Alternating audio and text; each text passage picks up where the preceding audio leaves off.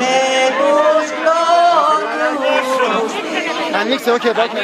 Μ' άφησα και με τους πόνους της και με τους πόνους της. Ανοίξτε λίγο. Κάνουν έτσι ρε. Ανοίξτε λίγο. Ρε. Ανοίχτε λίγο πίσω, ανοίχτε.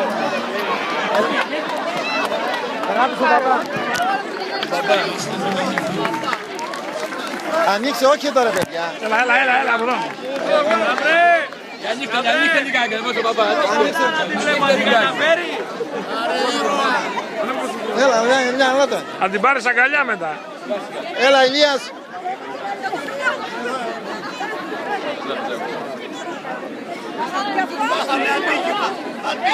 Δεν πειράζει, ελάτε. Λίγο πίσω. Λίγο ναρτάρατε να την καταφέρεις την νύφη βρε. Ελπίζω, ναι, παπά μου. Ανοίξτε, όχι εδώ παιδιά, όχι εδώ πέρα. Όχι εδώ πέρα, ήρθατε. Ανοίξτε. Σαν τον καρότο να είναι, σαν τον καρότο. Αραβωνίζονται οι δούλοι του Θεού. Παναγούλα. Στην αρχή λένε. Παντρεύεται η δούλη του Θεού Παναγούλα, το δούλο του Θεού Αυγερινό.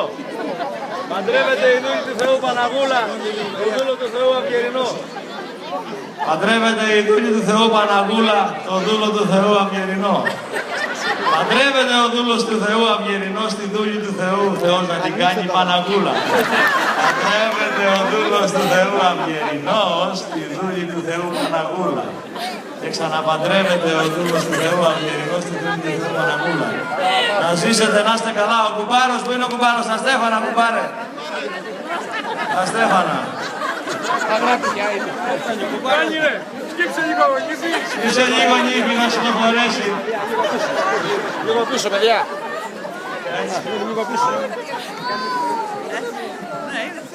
Να ζήσετε και καλούς απογόνους. Να σπαστείτε το Ευαγγέλιο πρώτα, παρακαλώ.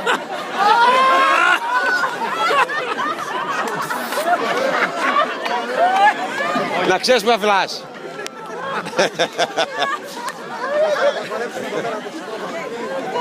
Θοδωρή, έλα εδώ να πεις δύο λόγια για το ζευγάρι. Εσύ δεν έκανες το προξενιό, ποιος το έκανε?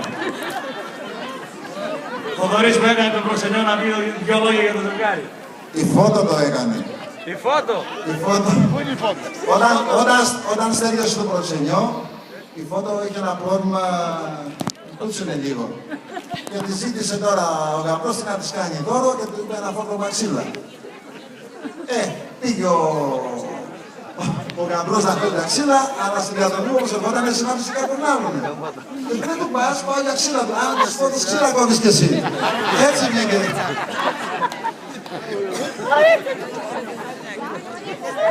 Να ζήσετε και καλούς απογόνους.